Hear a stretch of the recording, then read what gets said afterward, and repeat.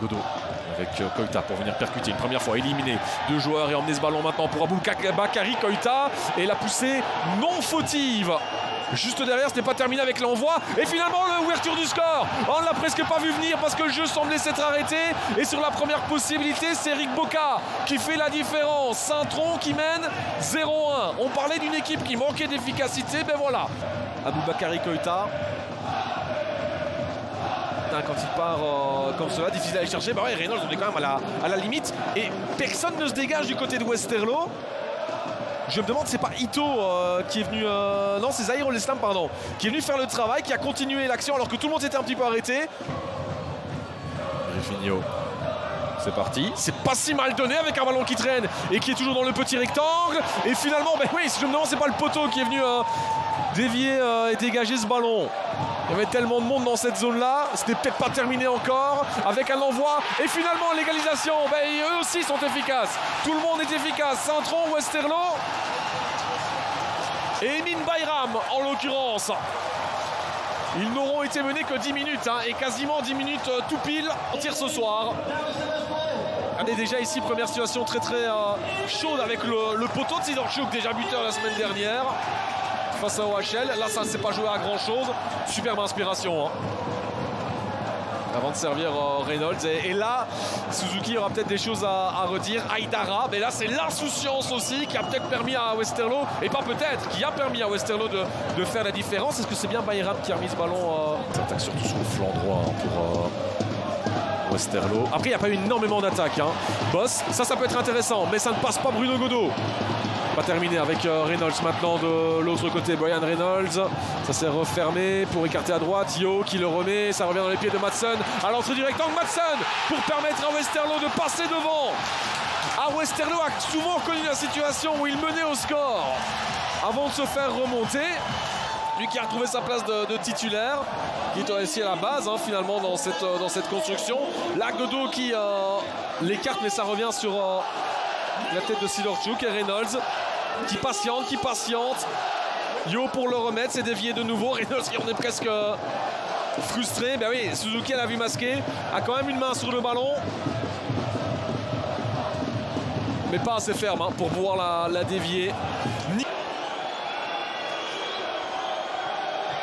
C'est probablement le tournant du match. Koita face à Sinan Bolat. Et c'est dedans. Alors là, placé comme ça, même si Bolat a choisi le bon côté, difficile de faire quelque chose. Bien placé, beaucoup de puissance. Le penalty presque parfait, on a envie de dire là pour Aboubakary Koita qui, avec la Mauritanie, eh bien, va pouvoir y aller avec un but marqué. 1 point, 3 points, 0.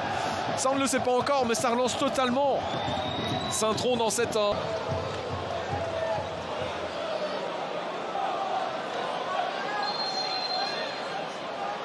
Koita qui a pris son élan, Boka aussi, Koita, c'est parti, oh magnifique, quel coup franc d'Aboubakary Koita pour le doubler et permettre à Saint-Tron de passer devant à 3 minutes de la fin.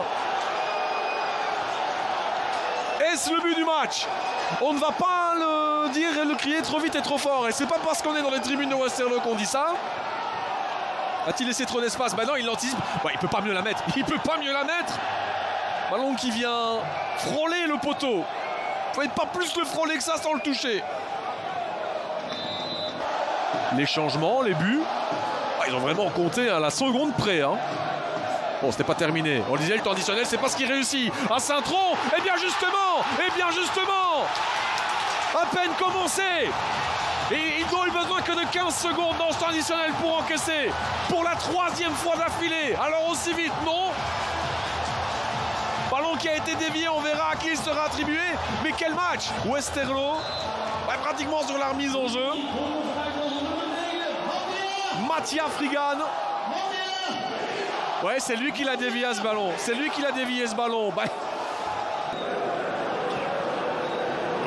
Ce ballon-là est trop long là pour Alzate et Janssen. Peut-il en profiter? Le retour du Colombien. L'Antwerp néanmoins avec Balikwisha qui a profité de la montée de bataille. Janssen à la retour, il est beau ce but-là, et l'Antwerp qui mène après 3 minutes et 30 secondes de jeu. Il ne s'est pas posé de questions, Vincent Janssen, son 7e but de la saison. Et au départ, il y a cette mauvaise passe de Kanga tout par-delà. Il est à la base, comme souvent, dans un style habituel, très laborieux. Et là, De Waal, il fait plus attention à ses bras, on a l'impression, qu'au marquage. Oui, Anquinet, est-ce qu'il peut pas mieux faire? J'ai l'impression qu'il part un peu tard, que son temps de réaction est quand même important. Ouais, il ne s'attend pas du tout à cette frappe comme ça. Et en effet, il est un petit peu en retard. Maintenant, ce ballon, il est quand même assez puissant. Alors, ce sera Janssen. Janssen, Anquinet, c'est 2-0. Doublé pour l'attaquant. Et l'Antwerp sur du velours, vraiment, dans cette rencontre. On vous avait promis des buts en vous présentant cette rencontre. On y est. Mais malheureusement pour les supporters liégeois. Bras, même si il peut rien faire à partir du moment où le ballon part et il ne sait plus retirer son bras, ça c'est clair. Contre-pied impeccable. En attendant pour un Néerlandais. Bataille un petit peu frustré de ne pas recevoir le ballon. Vermeeren. Avec le décalage pour Mouya qui doit maintenant être juste, jouer juste. Mouya, le centre est bon et le troisième but inscrit là par Jürgen Ekkelenkamp.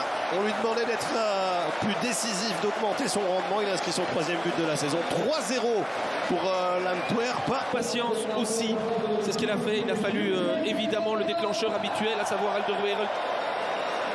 Vers Vermeeren, il en a fait de nombreuses infiltrations comme celle-là. Et le reste, c'est de nouveau des distances trop importantes avec le porteur du ballon. Vincenzo avec Mouya, là on le laisse centrer trop facilement. Et même chose pour le receveur Ekkelenkamp dans le rectangle. Il a le temps de contrôler pratiquement dans le petit rectangle. C'est beaucoup trop facile. À Porto ici à la maison, ils étaient devant. Ça passe, est-ce qu'il y a hors-jeu ou pas? On verra ça après. Balikwisha, alors quelle solution? En retrait, c'est 4-0, la balade anversoise qui se poursuit. Et c'est bien ce qu'on craignait. Si le Standard continuait à évoluer de la sorte, c'était la claque qu'ils allaient se prendre en ce début d'après-midi. Ouais, et toujours ce flanc gauche défensif. Tout juste. Ce flanc droit offensif qui avait fait très mal à Genk. Et là, cette fois-ci, c'est Balikwisha qui vient complètement à l'opposé. Mouya, qui lui venait de la gauche, cette fois-ci, est oublié. Comme à de nombreuses reprises, à chaque fois, ça s'est terminé par un but. En fait, ils sont à chaque fois punis. Mais c'est exactement ça. Mais quel centre parfait, quelle finition parfaite aussi de Mouya. Franchement, il y a de la puissance, il y a de la précision.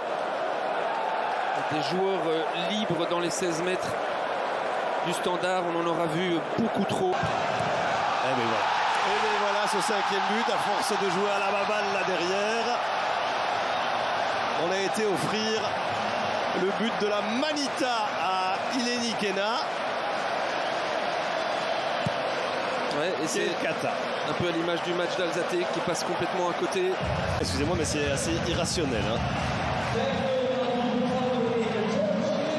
On a parlé du pressing de l'Antwerp qui vient mettre encore en difficulté, mais quand c'est chercher les problèmes, quand vous êtes dans ces difficultés-là, honnêtement... Mais dégagez ce ballon! Allez, je ne comprends pas. 5-0. Il vient de monter au jeu, ce grand garçon-là. Bocadi et Van Heusden sur blessure. Van Heusden qui sera en plus suspendu pour la reprise après la trêve internationale. Magnifique là, Yuke. Superbe dans le dribble, Ileni Kena, petit ballon là pour Kerr, c'est beau, et ça se termine au fond. Quelle séquence de jeu! 6-0 via Balikwisha, mais quel mouvement parfait du début à la fin. La fête, elle est totale. Et Yuke ici, un premier homme effacé, un deuxième. Facilité de dribble de ce garçon qu'on avait déjà vu dans certaines montées au jeu. Et puis la présence d'esprit, la lucidité d'Ileni Kena. On vous parlait de ce phénomène dont ces anciens entraîneurs d'Amiens parlent comme une bête de sang-froid, très lucide dans les 16 mètres. Il le montre encore. Que des points positifs pour l'Antwerp aujourd'hui sur les montées, vous l'aviez dit, notamment. Et Balikwisha qui confirme un petit peu plus mon choix d'homme du match. À voir s'il n'y a pas une position de hors-jeu. Seus.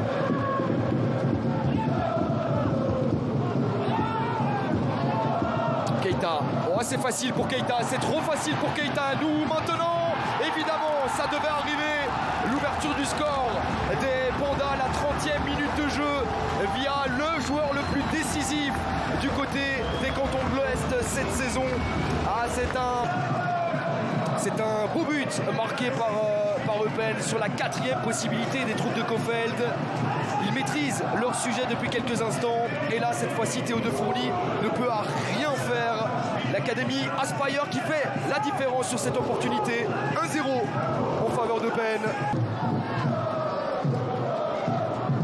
Et 8 points de prix, c'est pas mal du tout. Attention, merci. Justement. Et ben voilà, l'égalisation. On en parlait de cette capacité de réaction des Molenbeekois à l'image de la prestation effectuée face au KVK la semaine passée. Ils réagissent très vite. La semaine dernière, c'était Ilaï Camara. Le buteur égalisateur ici, c'est Xavier Mercier qui montre la voie. 100% pour le meilleur passeur de cet effectif molenbeekois qui inscrit son premier but de la saison pour son retour dans le 11 de base de Claudio Cassapa. Un but partout. On est gâté ce soir. Il y a du spectacle ici au Kerweg.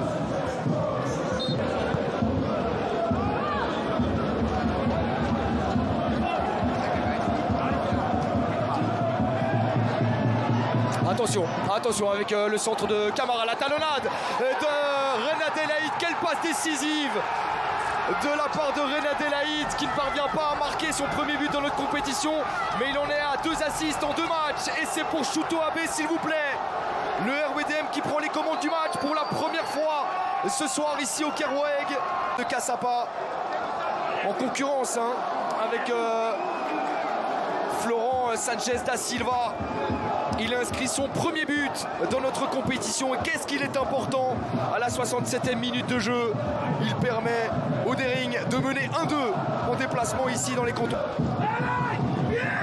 Et Camara, il fait aussi un très gros match, franchement. Il est présent devant, il est présent derrière.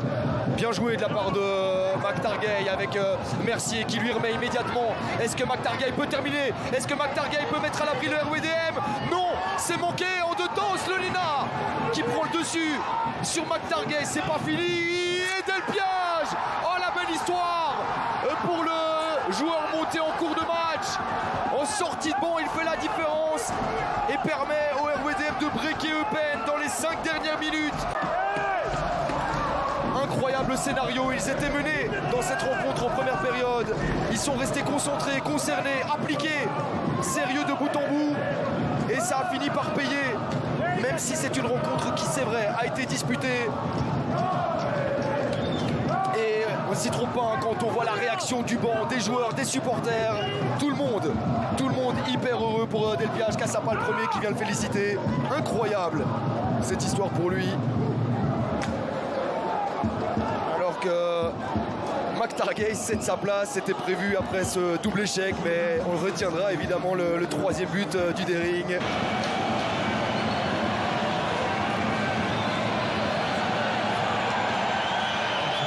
L'arbitre, moi j'aime pas ça, franchement.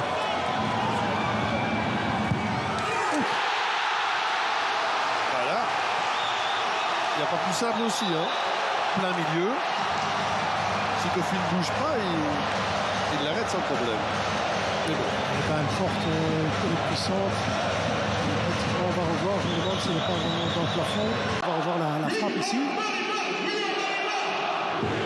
Peut-être que s'il reste au milieu, d'accord.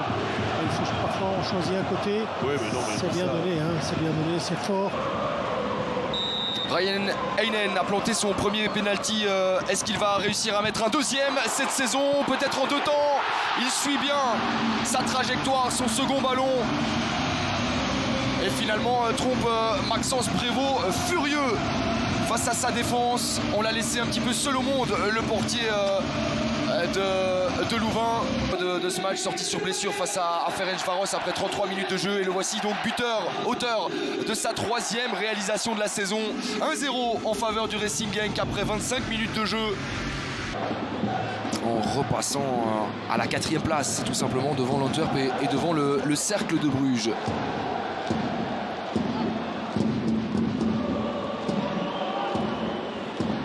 Attention, attention avec Brunès pour créer la surprise. Voilà la surprise d'Oscar Garcia. Rester dans le match le plus longtemps possible, éviter d'encaisser le but du break et frapper un grand coup sur son banc. Oscar Garcia, il en tire profit dans cette fin de match. Torstensson à l'assist, s'il vous plaît, montez lui aussi en cours de rencontre. Et Brunès à la finition, elle est parfaite cette finition. Il n'y aura pas de 7e clean sheet pour Maarten van de Voort. C'est un but partout, tout est à faire preuve de vigilance jusqu'au bout. On est entré déjà dans la dernière minute du temps réglementaire. Et on va vibrer jusqu'au bout, c'est une certitude. Tolu, la déviation pour Brian Heinen. Est-ce qu'il peut terminer? Le sauveur, Brian Heinen, qui vient redonner l'avance à Genk dans la dernière minute du temps réglementaire. L'homme providentiel évidemment, alors qu'il était incertain. Et le capitaine, l'exemple qui montre la voie, qui porte les siens à bout de bras avec son 2e but personnel, son 4e cette saison. La déviation est parfaite de la part de Tolu, qui joue son rôle de pivot là-dessus, son rôle de point de fixation. C'est dommage, d'autant plus de ne pas avoir réussi à conserver ce point du partage. Et peut-être que les Limbourgeois sont capables d'enfoncer le clou, d'entériner le résultat de cette partie avec qui d'autre que Daniel Munoz. Il est incroyable, il est dans tous les bons coups lui aussi. Daniel Munoz, tout chaud, tout feu, tout flamme. En contre-attaque, à la vitesse de Pencil qui a tenté de surprendre Maxence Prévost, et puis qui d'autre que Daniel Munoz pour suivre de la tête, encore un but de la tête. Oui, on lui se balade derrière le dos des deux joueurs là, il va à gauche, à droite, il emmène Ritz avec lui. Voilà. Ouais, il essaie de créer des espaces, ah oui, voilà, oui. Il en profite. Tiens, en voici, hop là, c'est dévié. Quelle balle de Samoise. Dévié, hein. Ouais, Nash Michael, il a été paralysé, il pouvait pas. Comme quoi, je vous parlais tout à l'heure des tirs, même quand ils sont pas forts, ils peuvent toujours être déviés. Regardez, si Hong ne se déplace pas là, cet espace-là n'est jamais toujours occupé par Ritz. C'est ça, pour moi, c'est ça le point fort dans cette tactique-là, c'est qu'un joueur comme Hong, il se sacrifie au niveau des courses, il ouvre des brèches, et puis vous êtes joueur, oui, là il faut un peu de chance, mais il faut prendre ses responsabilités. De nouveau, Tissoudali, trop facile. C'est trop facile pour moi. C'est Delany qui donne ce, ça, on peut pas... cet effet cloche. Impossible, imparable pour les gardiens. Là, ça vient trop vite. C'est impossible de faire quoi que ce soit. Inutile de vous préciser les qualités de Rouf dans cet exercice si particulier.